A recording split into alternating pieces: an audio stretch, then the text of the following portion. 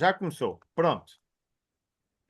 Então, continuando, falando das recomendações nutricionais, adequadas que nós devemos ter em conta. Devemos ter em conta, então, as necessidades energéticas e, como vos falei há pouco, a melhor ferramenta que nós poderemos utilizar é a calorimetria indireta. Não tendo essa disponibilidade, no caso de vocês terem doentes, internados ventilados, podem utilizar também aquilo que é o volume de CO2 expirado que conseguem encontrar nos ventiladores associados ao doente e fazer então este cálculo através do ECO2 vezes 8,19 e conseguirem então obter um valor de necessidades energéticas reais daquele doente. Depois, podemos fazer então aqui existem recomendações tanto da Sociedade Europeia de Nutrição Clínica e Metabolismo, que é a ESPA, que é aquela pela qual nós normalmente nos seguimos, ou então a ASPAN, que é é uma sociedade semelhante à ESPAN, mas que é americana.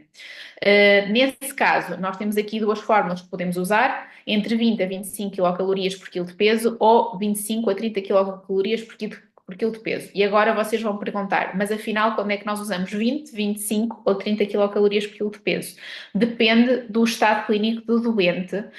Se é um doente que acabou de entrar e ainda está no estado inflamatório e no estado crítico muito, muito avançado, ou se é um doente que já está em fase de recuperação. Depois existem aqui alguns requisitos mais específicos que eu não vou abordar especificamente hoje, para conseguirmos fazer, usar estas fórmulas chamadas fórmulas do bolso para o cálculo das necessidades energéticas. Nos doentes comuns, digamos assim, internados em medicina interna, cirurgia, há que ter em conta aquilo que é, por exemplo, o fator de agressão, que aí podem utilizar então a fórmula seguinte, através da taxa metabólica basal, vezes o fator de agressão, por exemplo, se é um doente queimado, se é um doente que sofreu uma cirurgia major, tudo isso tem critérios associados e, portanto, esse fator de agressão tem que ser multiplicado por essa taxa metabólica basal para conseguirmos obter as necessidades energéticas totais.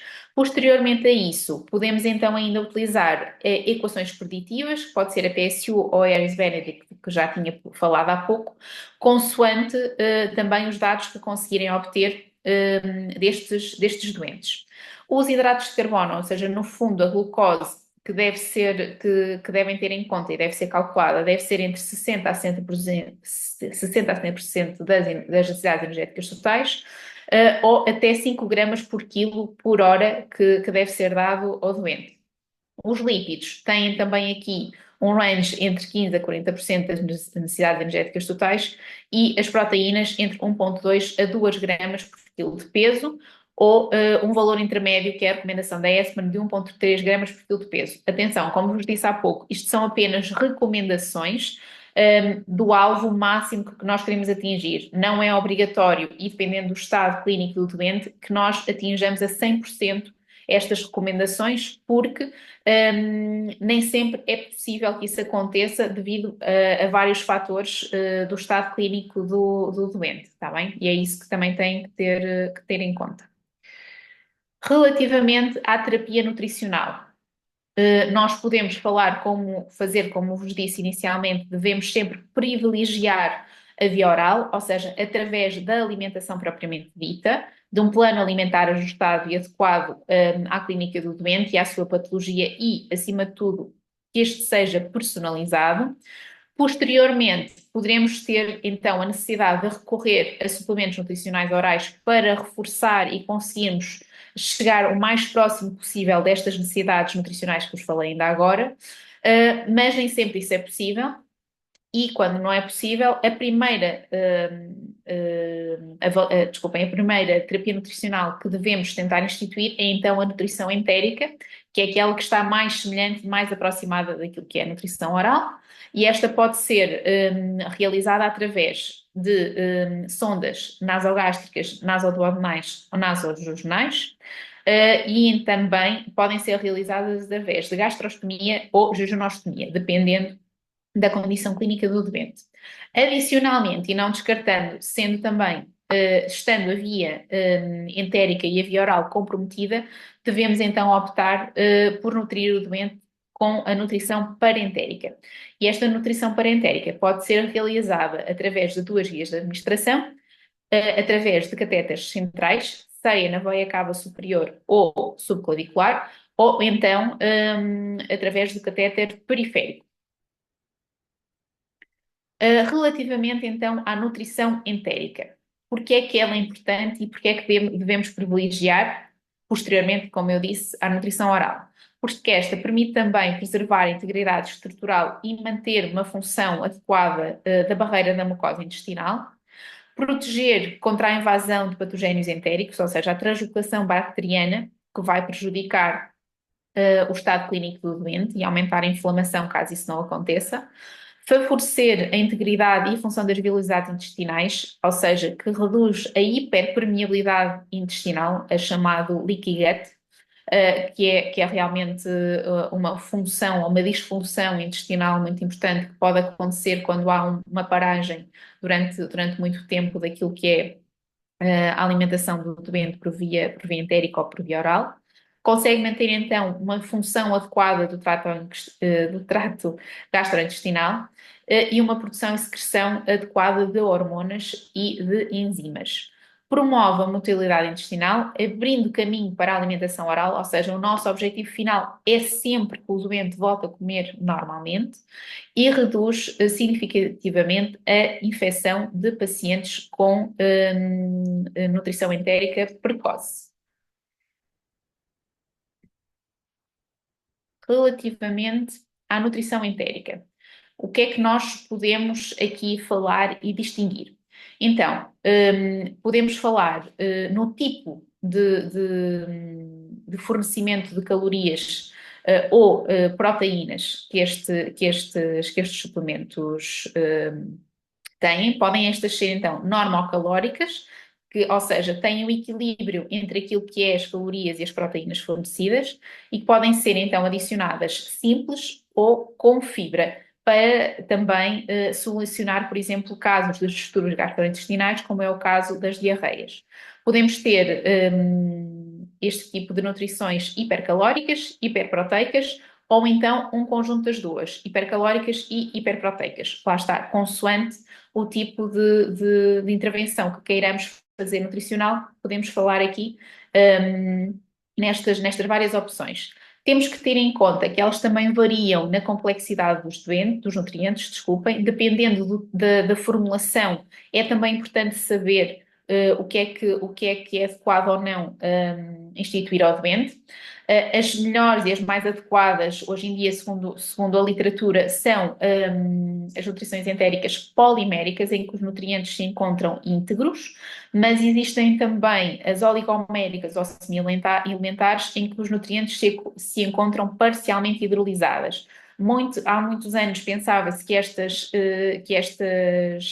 nutrições entéricas seriam, por exemplo, no caso das hidrolisadas, seriam mais adequadas para a absorção dos nutrientes em alguns doentes com alterações gastrointestinais, mas hoje em dia também se percebe que o facto de elas serem hidrolisadas também tem uma osmolaridade superior e muitas vezes não são tão bem aceites pelo sistema digestivo como aparentemente prometeriam ser.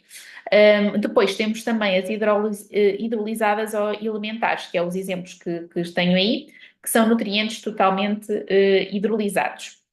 Estes nutrientes totalmente hidrolisados podem ser necessários em casos também, por exemplo, de alergia alimentar, em que há alguma intolerância a algum tipo de nutriente, que pode ajudar efetivamente aqui a utilização deste tipo de produtos. Ou então, para suplementar um único nutriente, um macronutriente como hidrato de carbono ou proteína, podem ser utilizadas com estas formulações elementares. Depois, há também várias fórmulas sem lactose, sem glúten, sacarose, com fibras e, atualmente e mais recentemente, existência ou não de formulações com soja. Isto porque cada vez mais nós temos que respeitar aquilo que são as ideologias culturais do doente e muitas vezes há doentes que são, por exemplo, vegetarianos, que não aceitam uma nutrição artificial que não seja de origem vegetal e por isso surgiram aqui também estas versões com proteínas vegetais como a soja. Nem sempre isso é possível e há que sempre explicar ao doente o risco-benefício, mas o doente tem sempre direito à escolha e à recusa daquilo que é a sua terapia nutricional. Para além disso, existem também as fórmulas terapêuticas, que são indicadas, existem fórmulas terapêuticas indicadas para intensivos, cirurgia, diabetes, imunonutrição e hepáticas. Só chamar aqui a atenção que estas fórmulas terapêuticas não estão, são cada vez menos utilizadas, porque têm vindo a ser realizados estudos no sentido de que efetivamente não são assim tão diferenciadas para a utilização específica deste tipo de formulações. Normalmente continuam-se a utilizar as outras formulações mais básicas porque conseguem ser ajustadas ao estado clínico do doente. Depois, há que também ter em conta a osmolaridade, como disse há pouco, da própria nutrição entérica. Temos as hipotónicas, as isotónicas, levemente hipertónicas e acentuadamente hipertónicas.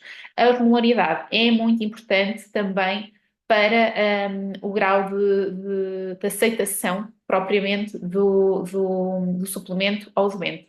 Nem 8, nem 80, isto aqui tem que ser sempre, sempre personalizado. Isto é no fundo, alimentação que tem que ser muito personalizada. Neste caso, em doentes que, por exemplo, não consigamos obter um historial oral, porque o doente não consegue falar ou não consegue exprimir aquilo que está a sentir, temos que estar muito, muito atentos àquilo que são os dados clínicos associados a estes doentes. Então, falando aqui de complicações e contraindicações que podem ocorrer quando a nutrição entérica é iniciada. Pode haver contraindicações, desculpem, para iniciar uma nutrição entérica. Um choque descontrolado, ou seja, se o doente está ainda num estado crítico muito elevado, não é adequado iniciar qualquer tipo de nutrição entérica. Uma hipoxémia, uma acidose descontrolada, uma hemorragia gástrica superior, um resíduo gástrico superior a 500 ml por 6 horas. Atualmente, vocês vão ver em muitas unidades este limite é ainda inferior a um resíduo gástrico não superior a 250 ml a cada 6 horas. É importante ir revendo isso e perceber que este resíduo gástrico é, no fundo, aquilo que é retirado quando o doente está com sonda. E é importante perceber qual é que é a abordagem e a prática, o protocolo clínico também da parte da enfermagem, porque este resíduo gástrico é cheio de nutrientes e normalmente deve ser reintroduzido e há que ter aqui atenção e haver protocolos específicos para perceber quando se deve parar e quando se deve reiniciar a nutrição entérica. A nutrição entérica é contraindicada no caso de isquemia intestinal, obstrução intestinal, no síndrome de compartimento abdominal e no caso da existência de fístulas de alto débito sem acesso distal para alimentação. Passando para a nutrição parentérica. Esta é indicada quando o trato gastrointestinal não está funcionante de todo ou quando não é possível atingir as necessidades nutricionais a partir da nutrição via oral ou enteral. E aqui muito importante a questão do não é possível atingir as necessidades nutricionais. Muitas vezes a nutrição parentérica pode ser utilizada como uma nutrição suplementar, ou seja, em que mantemos a via entérica a funcionar, mas por uma questão do doente não conseguirmos atingir as necessidades, lá está, necessárias nutricionais naquele momento, podemos fazer uma suplementação com nutrição parentérica adicional. Mas normalmente, ela é utilizada como via única e quando não há qualquer tipo de trato gastrointestinal funcionante. Esta suporta então o fornecimento de calorias, proteínas, eletrólitos, vitaminas e minerais e oligoelementos. É normalmente a utilização de nutrição parentérica existe hoje em dia recurso ao uso de bolsas comerciais, sendo estas já completas ao nível de macronutrientes e sendo obrigatória a adição de vitaminas e oligoelementos. No entanto, existem hospitais, em Portugal não existem muitos, mas principalmente no caso da nutrição parentérica em idade pediátrica, normalmente ainda não são utilizadas as bolsas comerciais e são feitos os cálculos para cada macronutriente e micronutriente necessário a adicionar à bolsa. Está bem? Isto só para terem uma noção que há determinados locais e que isso ainda é feito e que pode não tornar tão seguro a questão da utilização da nutrição parentérica, porque as formas comerciais já são muitas e já têm aqui uma segurança adicional também na sua preparação. Depois, como vos falei há pouco, a nutrição parentérica pode ser administrada via periférica ou via central. Quais é que são as verdadeiras diferenças? Então, local de administração da nutrição periférica. É através de veias periféricas, geralmente braços ou mão, mas normalmente é no braço. A duração, normalmente, a nutrição parentérica periférica deve ser de curto prazo, geralmente menos de 15 dias. É muito importante que as soluções que são utilizadas sejam de baixa osmolaridade para evitar não só a irritação das veias periféricas, mas também a infecção dos próprios catéteres. Vantagens. Pode haver menor risco de complicações graves, como infecções futuras, dependendo porque o processo de inserção é mais simples e menos invasivo do que o catéter central. A desvantagem é que pode haver uma limitação na quantidade de nutrientes que podemos administrar devido à baixa osmolaridade. Normalmente são bolsas que fornecem em média 600, 700 quilocalorias e não muito mais que isso. Já no caso de uma nutrição parentérica central, podemos ter o doente em full, ou seja, em nutrição panentérica total, porque efetivamente ela já consegue efetivamente suprir adequadamente essa nutrição. Portanto, local de administração da nutrição parentérica central. Veias centrais de grande calibre, como veia jugular, subclávia e muitas vezes há necessidade de usar a femoral. Duração pode ser usada a longo prazo, por meses. Permite uma administração de alta osmolaridade e, portanto, um maior aporte nutricional. Tem uma capacidade de fornecer a nutrição completa e concentrada, como vos tinha dito. Tem a desvantagem que pode ter maior risco de complicações, como infecções e tromboses. Atenção! Estes riscos, tanto a nutrição parentérica periférica como a central, estão hoje em dia muito mais reduzidos do que quando este tipo de nutrições, de tipo de terapia nutricional começou a ser utilizada, porque neste momento existem protocolos que permitem essa segurança, ou seja, no caso, por exemplo, de terem atenção à infecção dos catéteres, à mudança frequente do catéter, tudo isso é que levava a estas complicações e hoje em dia isso está muito mais reduzido. Mas atenção novamente, caso se deparem com este tipo de terapia nutricional, tenham a noção e atenção a todas estas questões para que estas sejam monitorizadas e não haja aqui outras preocupações.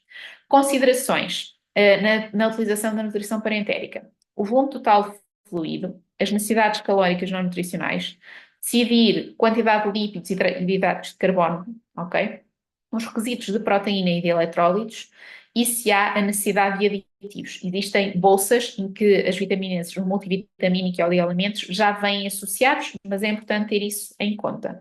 Depois, perceber também se dado através da veia periférica o uso de curto prazo, o stress associado aos doentes por causa de ter esta via também é importante ter em conta, e há então uma necessidade de calorias mais baixas quando é pela via periférica. Riscos e benefícios da sua utilização. Então, no fundo, elas permitem, como benefício, o suporte nutricional completo, conseguem prevenir a desnutrição. Muitas vezes, quando não há opção de via oral ou entérica, os doentes não devem estar mais do que 3 dias, a não ser que haja uma condição clínica associada, sem qualquer tipo de nutrição. Ajudam na melhoria e recuperação da cicatrização, melhorando, obviamente, o estado nutricional. Riscos, como já falámos, infecções, complicações metabólicas, pode haver problemas hepáticos e biliares, lesões e coágulos. Tudo isso é comprometido, lá está, e é resolvido se houver uma adequada monitorização deste tipo de terapias. Falando aqui da parte da monitorização e complicações, trago-vos aqui uma particular que é o síndrome de realimentação. E o que é isto do síndrome de realimentação? Pode ocorrer tanto a nível hospitalar, desde cuidados intensivos ou internamento hospitalar, como também no caso de doentes que estão em cuidados paliativos ou domiciliários. E é muito importante ter isto em conta, porque, no fundo, o síndrome de realimentação ocorre em pessoas que estão há mais de uma semana, 2 semanas, em períodos de fome, em que leva então aqui a alterações metabólicas e catabólicas que levam à deficiência de micronutrientes e perda de peso, incluindo perda de massa corporal e magra. Como é que deve ser feita a realimentação destes doentes? Antes de mais, primeiro, devemos identificar o risco.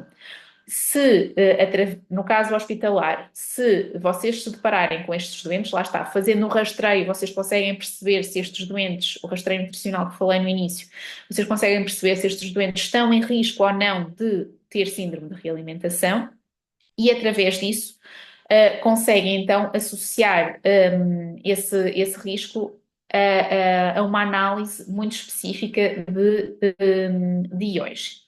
Devem verificar se existe hipofosfatémia, hipomagnesémia e hipocalémia. Se existirem estes 3 fatores em simultâneo, então estão perante um síndrome de realimentação. E nesse caso, o que é que nós temos que ter em conta? Que a quantidade de glicose que devemos introduzir na realimentação deste doente tem que ser muito baixa. Porquê? Porque as mudanças rápidas nas concentrações plasmáticas destes eletrólitos pode levar a manifestações clínicas graves. Ou seja, neste momento o que é que acontece? Todos os órgãos de músculo e tecido adiposo estão a ser utilizados como fonte de energia, ou seja, existe uma grande quantidade de energia circulante no sangue destes indivíduos e nós, se fizermos aqui a introdução de mais energia, não vai ser benéfico para o doente, pode levar efetivamente à morte, ok? Como é que nós podemos efetivamente avaliar este risco? Se é um risco moderado ou se é um risco significativo? Então, um risco moderado, trago-vos aqui um consenso da Aspen sobre os critérios de identificação do risco de refeeding, de realimentação neste caso. O risco é moderado se o IMC for entre 16 a 18,5, se houver uma perda de peso no último mês de 5% do peso, se não houver uma negligenciação, ou seja, se o doente se tiver conseguido alimentar nos últimos 7 dias, ou então nestas diferentes situações. O risco é elevado se o IMC do doente for inferior a 16 e se houver uma perda de peso superior a 7,5% nos últimos 3 ou 10% nos últimos 6 meses, ou qualquer uma destas condições. Ou seja, é importante ter aqui uma noção e um conhecimento daquilo que é o historial alimentar, da ingestão nutricional do doente e da avaliação da composição corporal. Por isso é que é muito importante a avaliação do rastreio e da triagem que vos falei inicialmente. Depois, quais é que são as recomendações específicas para a realimentação nestes doentes? Devemos iniciar entre 100 e 150 gramas de dextrose ou 10 a 20 quilocalorias nas primeiras 24 horas. Atenção, isto é uma recomendação. Não quer dizer que isto possa ser feito nas primeiras 24 horas. Vai depender muito do estado clínico do doente e é isso que depois vocês têm que integrar com a parte clínica. Depois, ter aqui noção que quando aumentamos a ingestão calórica, devemos sempre monitorizar principalmente o fósforo, o potássio e o magnésio, se não estão efetivamente a melhorar, devem ser suplementados, isso é uma coisa muito importante. A baixa destes eletrólitos deve obrigatoriamente ser suplementada assim que possível, para que haja uma correção dos mesmos e avaliada de forma frequente para percebermos se não estamos em risco, naquilo que estamos efetivamente a administrar a nível de glicose. Portanto, ter aqui uma monitorização importante também a cada 12 horas ou cada 3 dias, porque estes doentes são de elevado risco, têm elevado risco de morte. Depois, uma coisa muito importante e que nem sempre é feita, porque nós às vezes não pensamos muito nisso e achamos que, por exemplo, só no caso de doentes cirróticos é que devemos suplementar tiamina, mas no caso de síndrome de realimentação é muito importante a suplementação de tiamina por todo aquele descontrole metabólico que vos falei anteriormente. Aqui, relativamente à monitorização e à reavaliação ao longo do tempo, é importante que os alvos nutricionais sejam definidos diariamente, ou seja, não podemos ter aqui uma avaliação única para uma semana nestes doentes, vai ter que ser uma evolução diária, está bem? Finalizando, independentemente da localização do doente, ou seja, a nível hospitalar, a nível domiciliário, no lar, o que é que nós temos de ter sempre em conta? É olhar para o doente como um todo. Ou seja, não é só nutrição, não é só clínica, temos que olhar como um todo. E, acima de tudo, para o ser humano que temos à frente. Só assim poderemos nutrir melhor e promover saúde e qualidade de vida. Obrigada a todos e espero que tenham aprendido muita coisa com esta aula. Eu agradeço muito à doutora Marlene, que eu sabia que isto é um tema do agrado dela e que ela, de facto, como viram, ela conseguiu uma coisa muito difícil, que foi, numa hora, meter muita informação de conceito geral, de avaliação, princípios gerais. Como vocês já perceberam, esta não vai ser a vossa profissão do futuro, é uma aula de vos sensibilizar, de estarem atentos. Marlene, muito obrigado e vamos Muito ver. obrigada, professor. Obrigado por ter aceito. Obrigado e vou desligar. Obrigado. Não sai já de cena que eu vou só desligar, parar a gravação